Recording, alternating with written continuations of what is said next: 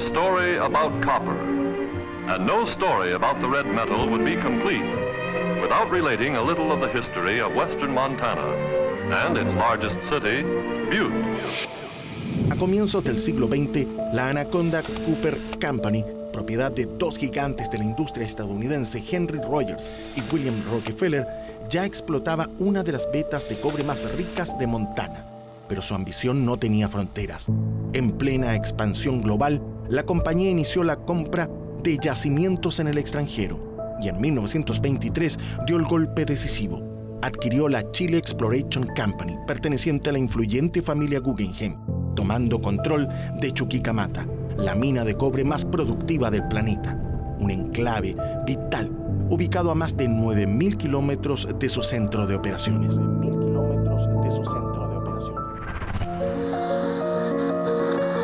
Chuquicamata tiene generaciones. Mi abuelo trabajó en Chuquicamata, mi padre trabajó en Chuquicamata. Esta radio nace el año 1971, nace en el campamento de Chuquicamata y nace en amplitud modulada. Chuquicamata ostenta en el arco de su entrada las piedras del propio mineral y una ancha avenida conduce a este centro de producción que tanta importancia tiene para la economía chilena. Muchas gracias, Chuquicamata, por lo que nos entregaste. Queremos que se mantenga el recuerdo de Chuquicamata. Aquí se produce la mayor parte del cobre que Chile envía a los diversos mercados internacionales.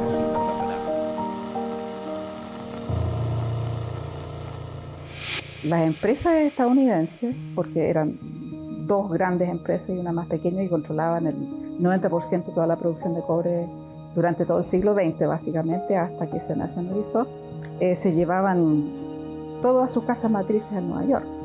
O sea, aquí quedaba muy poco. Y los grandes productores de cobre a nivel internacional fijaban el precio de venta.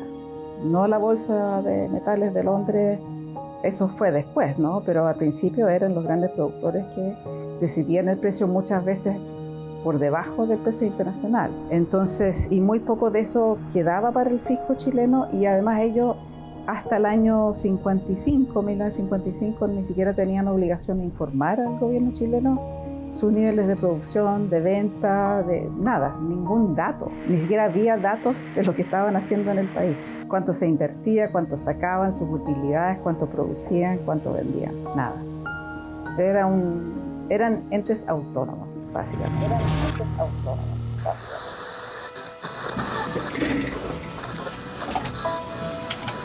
Radio El Loa.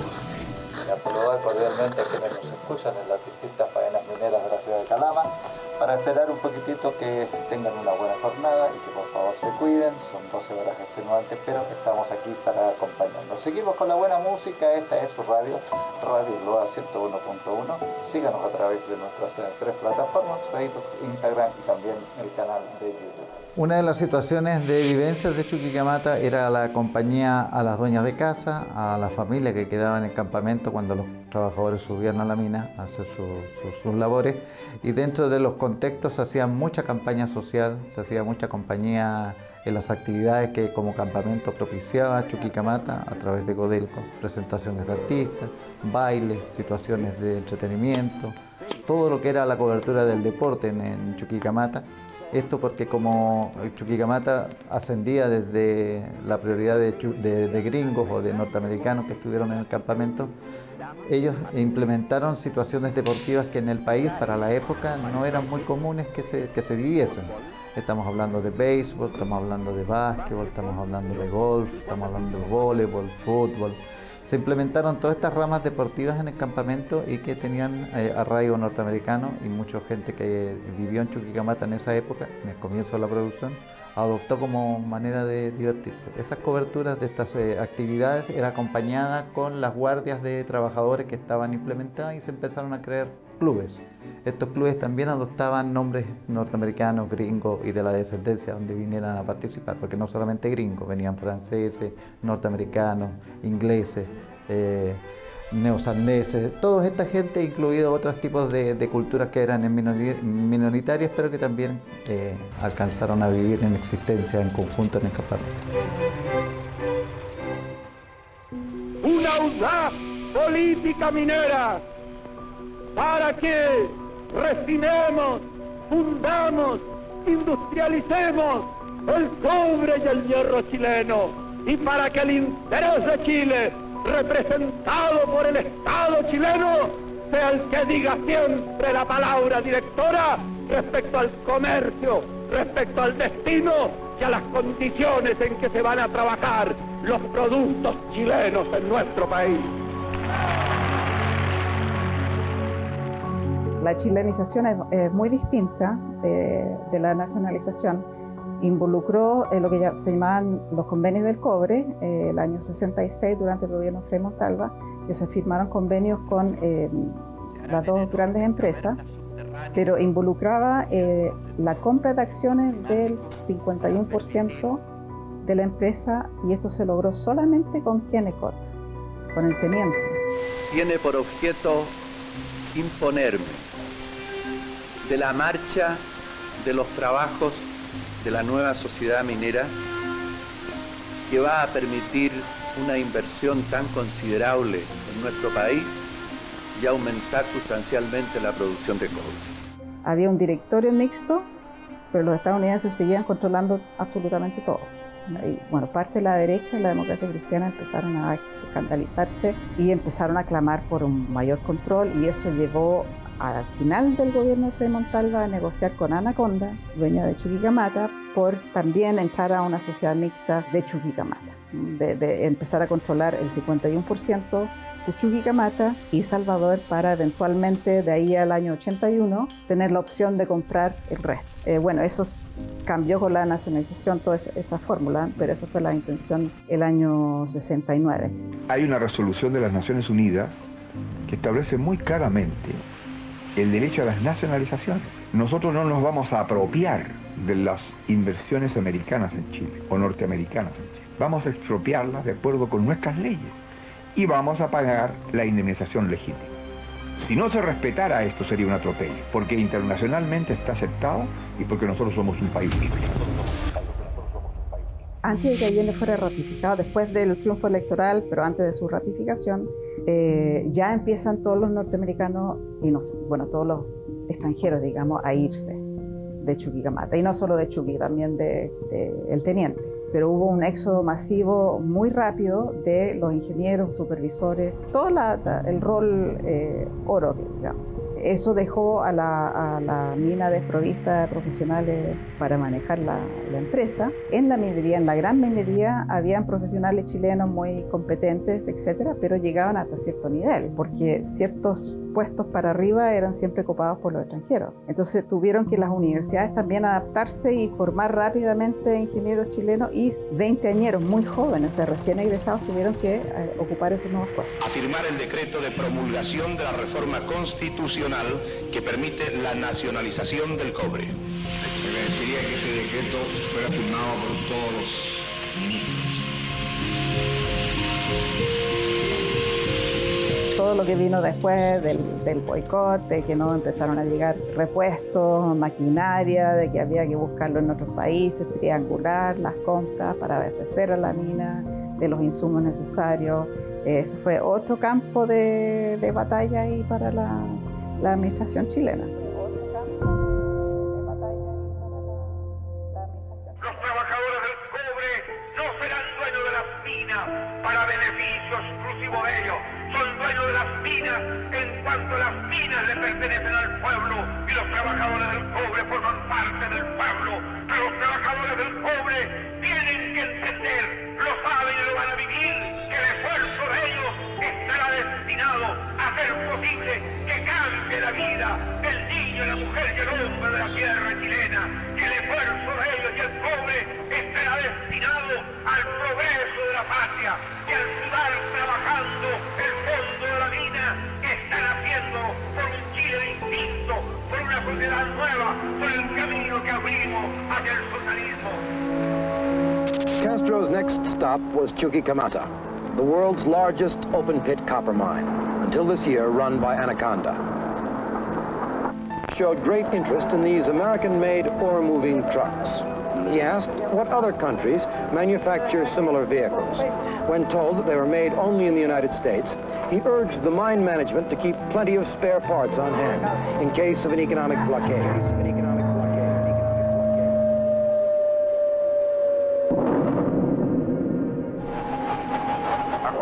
continuación se dará lectura al bando número 1 de la Junta de Gobierno Militar. Carabineros quedó a cargo de la minería inmediatamente después del golpe. Entonces empezaron a llegar carabineros a cargo de Chucky en todos los puestos. Hubo una persecución a, todos los dirigentes sindicales, todas las cabezas políticas más visibles, porque además era un lugar muy politizado y como en todo el país la política se hacía abiertamente y todo el mundo sabía quién era comunista, socialista, del MIR en menor grado, pero todo el mundo sabía quién era quién, nadie se escondía, el movimiento sindical. Toda la actividad sindical era abierta también, entonces era fácil identificar quién era quién. Entonces muchos eran perseguidos, algunos se entregaron o se presentaron a su trabajo porque nada habían hecho. Muchos de ellos fueron asesinados. No se revirtió la nacionalización, afortunadamente, porque a todo gobierno le sirve el ingreso. Más adelante, como todo el mundo sabe, en la Junta Militar sí se empezó a apropiar del 10% de todas las ventas del cobre y no del 10% de las utilidades del cobre, que fue un gran dineral que se perdió, que los militares usaron a su discreción.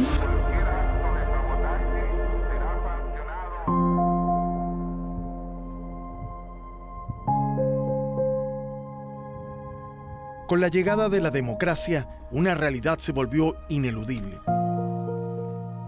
Chuquicamata en 1992 fue declarada zona saturada por material particulado y arsénico. El campamento ya no era un lugar seguro para vivir. Pero el traslado no respondió solo a razones ambientales. La mina seguía creciendo, avanzando hacia sectores donde se levantaban casas, escuelas y hasta el hospital. Aún así, mientras la comunidad dejaba atrás un espacio que el 2015 sería reconocido como zona típica, la producción nunca se detuvo. El hospital Roy H. Glover fue considerado un símbolo de prosperidad que en el año 2004 quedaría sepultado bajo el material estéril que fue arrojado al botadero 95. Para muchos, un verdadero tsunami de piedras y rocas que hizo desaparecer a gran parte del campamento. La empresa invirtió cuantiosas sumas en la construcción de un hospital que cuenta con 230 camas y que se considera el más moderno y completo del continente. El Roy H. Glover lo empezaron a construir como el año 58 y el año 60 empezó a funcionar y yo lo vine a hacer el Roy H. Glover y lo vi sepultar. Entonces para mí es una pena muy grande que tengo en mi corazón de Chuquicamata. Es como ven nacer un hijo y después verlos sepultados o hay que ir a sepultarlos duele harto, duele mucho. Yo iba todas las tardes a ver el hospital como le echaban las camionas de lastre y me corrían las lágrimas. Los planes de producción y donde tú tenías que vaciar los materiales estériles necesitas para poder hacerlo lo más eficiente, productivo, tú tienes que acortar las distancias. Por lo tanto, se generó el botadero 95, que es el que está ahí al frente. Ajá. En esa misma línea está el botadero 95. Y también se tapó parte del campamento de efectivo y también se tapó el hospital Roy H. Glover. Chuquicamata era como algo tan lejano. Y un día, estando viviendo en Santiago, mi marido me dice: mi amor, ¿sabes qué? Encontré una pega por el Mercurio para Chuquicamata. Y quedé aceptado en la gerencia del Chilex Club. Y así fue como llegué, como me vine llorando de allá, pero creo que no fui capaz de irme cuando él falleció. Tomé la decisión y me quedé por estas tierras, que me ha dado mucho. Esto para mí es impactante porque ya está destruido. En este video están tapándolo. Para nosotros y para mí fue muy significativo este hospital, puesto que en la pieza 305 nació la Paula Andrea, mi hija menor, y en la pieza 405 falleció mi marido. O sea, te digo que fue fuerte, pero es lo que nos tocó vivir. Vivíamos tan cerca de los botaderos. Mira, tú vas a ver en unos segundos cómo este camión delante de nosotros. Y esto hoy está todo bajo... No, todo bajo tierra. La torta. Nada se ve, nada, así, bueno. Y así fue como fueron creciendo estas tortas y tapando nuestro campamento. ¿Esos caminos también quedaron? Estas calles eran para John Bradford, para una población de supervisores de altos ejecutivos de Codelco, eran caminos hacia el hospital, que también va a aparecer por ahí un camino hacia el hospital. No, preciosas casas, muy lindas. ¿Eso era el campamento americano? Sí.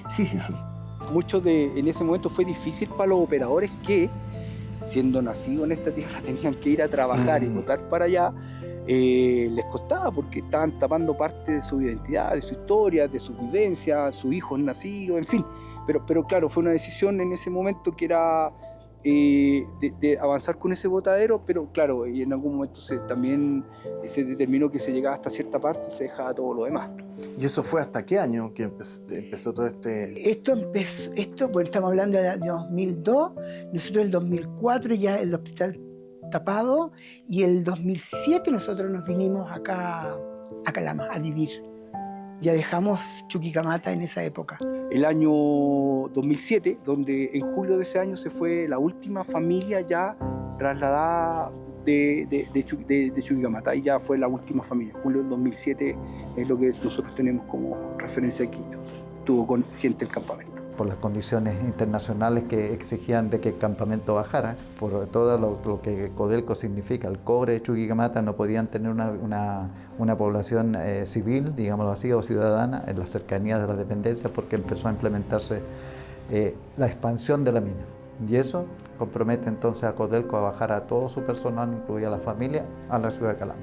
Yo creo que no había mucha opción también, porque por temas ambientales, temas de salud, o sea, yo creo que no se podía seguir viviendo al lado de este material estéril, tirando toda esa cosa tóxica al aire, o sea, era insostenible, pero encuentro un crimen también que se haya tirado bajo tierra el hospital, parte de la población americana ya está toda bajo tierra, no haberlo preservado también es un poco criminal, ¿no? En términos patrimoniales. Pero sí, yo encuentro que ya no se podía vivir ahí. ¿Qué es esto? Esta es la entrada de mi casa donde yo estacionaba mi auto. Vinimos un año después de que ya la habíamos abandonado. Nosotros habíamos dejado escrito un mensaje: familia Seardi Escobar, muchas gracias Chuquicamata por lo que nos entregaste. Verdaderamente fueron 10 años maravillosos, con penas, alegrías, pero yo diría más alegrías que penas. Cuando lo bajaron a Calama no teníamos un carnet que dijera Chuquicamata, decía Calama. Se organizó un grupo de chuquicamatinos en Santiago y se logra entonces determinar que quienes nacimos en Chuquicamata, ahora tenemos la especificación en nuestro carnet de identidad que dice Chuquicamata, chuquicamatino y Chuquicamata. Ahí dice Chuquicamata. La Chuqui que conocimos era la Chuqui del siglo pasado. La Chuqui que estamos construyendo y el Codelco que estamos construyendo es el Codelco y Chuquicamata del siglo XXI. En el Rajo tú te paras en los lugares de observación, en las terrazas, y tú puedes mirar el Rajo completo. Y puedes tener, no solamente en tiempo real a través de sistemas computacionales lo que está ocurriendo, sino que tú lo puedes ver. En el subterráneo eso es imposible. En la actualidad nosotros tenemos cerca de 200 kilómetros de túneles ya construidos. Y tú cuando entras a la mina solamente puedes ver un túnel de los muchos que tenemos a lo largo de estos 200 kilómetros. Por lo tanto, las formas de hacer minería es totalmente distinta. Los inicios fueron con solamente gente de Chuquicamata que se transformó, que antiguamente desempeñaban distintas actividades en el Rajo, en la fundición, en la refinería de Chuquicamata. Vivió un proceso de transformación y empezó a operar en una mina subterránea, con todo lo que conlleva. Imagínate pasar de estos camiones en un Rajo con una visibilidad con el día a operar palas en túneles. Y eso hemos sido bastante exitosos. Tenemos el mix de gente que se transformó a la gente que fuimos a buscar hoy día al mercado. Y eso también nos ha llevado a un hito que para nosotros nos llena de orgullo, que tenemos la dotación femenina más grande en el mundo en operaciones mineras. El 40% hoy día de nuestros operadoras son mujeres. Nosotros explotamos la mina a través de unidades productivas que le llamamos macrobloques. Cada macrobloque tiene 80.000 metros cuadrados. 80.000 metros cuadrados son aproximadamente 11 canchas de fútbol. Y abajo de ese bloque, a través de técnicas que tienen que ver con esta forma de explotar de caving, lo que tú vas haciendo es, vas dejando parte de este bloque, le vas quitando el soporte, a través de perforación y tronadura, lo vas, podríamos decir, sacando una lonja, y a medida que eso vas agrandando, vas originando un área crítica, el cual no es capaz de soportarse por sí mismo. empieza a generar flujo a través de la gravedad y esto empieza a caer de forma continua. Cae bajo unos embudos que nosotros le llamamos zanjas y estos embudos tienen puntos de extracción. Cae el material, vienen estas palas subterráneas, toman el material y van a vaciarlo a piques que tienen chancadores. Eso nosotros vamos disminuyendo el tamaño, van cayendo hasta que llegan a nuestras correas y las correas las van tomando el flujo final para después en una correa única poder elevarlo a superficie.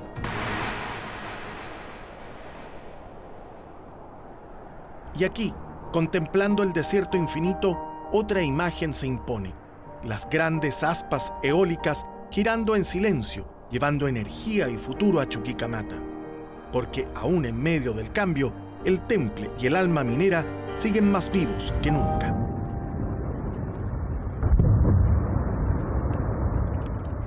Crecí en Chuquicamata, hasta los 25 años viví en Chuquicamata. Entonces la plaza era el centro donde nos juntábamos todos los amigos a jugar. Y la plaza siempre ha sido el punto de encuentro de todas las actividades que ocurren aquí en Chuquicamata. Bueno, ¿dónde nos juntamos? En la plaza.